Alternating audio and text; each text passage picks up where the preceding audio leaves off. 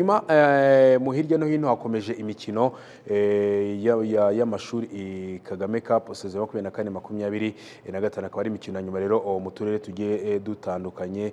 Hanyuma rero mu karere ka Huye na Gisagara muri ligue yo mu majyepfo hakaba harakinwe imikino Rwamagana muri ligue y'Uburasirazuba ndetse na Musanze muri ligue y'Amajyaruguru hakinwe imikino itandukanye. Hasozwaga rero imikino ku rwego rw'akarere muri discipline zigera kuri 15. Amakipe abiri ya mbere yitwaye neza muri bukiciro azagarira akarere mu rwego rwa ligue. Amakipe akomeje aho ajya ku rwego rw'igihugu, hanyuma azitwara neza akaba ari azasohokera u Rwanda mu marushanwa ya FEAS azabera muri Kenya. Hanyuma rero iyi mikino y'amashuri Kagame Cup uyu mwaka yagize umwihariko kuko yajemo impano z'abana bakiri bato, aho harimo ibyiciro bitatu birimo abatarengeje imyaka 13, 16 ndetse n'abatarengeje imyaka 20. Rero byafashije abana bakiri bato kwerekana impano zabo bizabafasha igihugu kubona abakinnyi bejo. Hanyuma Frere Jean Bosco ni umuyobozi wa Saint Kizito rero nk'umwe mu bayobozi b'amashuri yitwaye neza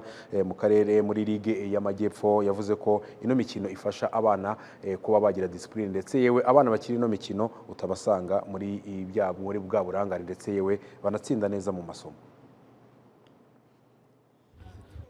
Intego dufite ubundi mu kuzabura impano yaba abana baba bafite kugira ngo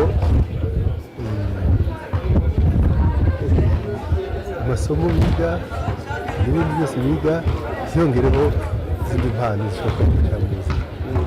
Ariko rero tuba dufite intego y'uko bakomeza no muri ligue tugatsinda ndetse no ku rwego rw'igihugu tugahagararira igihugu muri FEAS.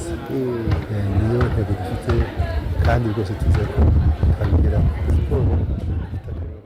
Frere Jean Bosco umuyobozi wa Saint Kizito rero uvuga ko abana uretse kuba bagaragaza impano ndetse yewe binabafasha gukurikira amasomo neza cyane abakina ino mikino.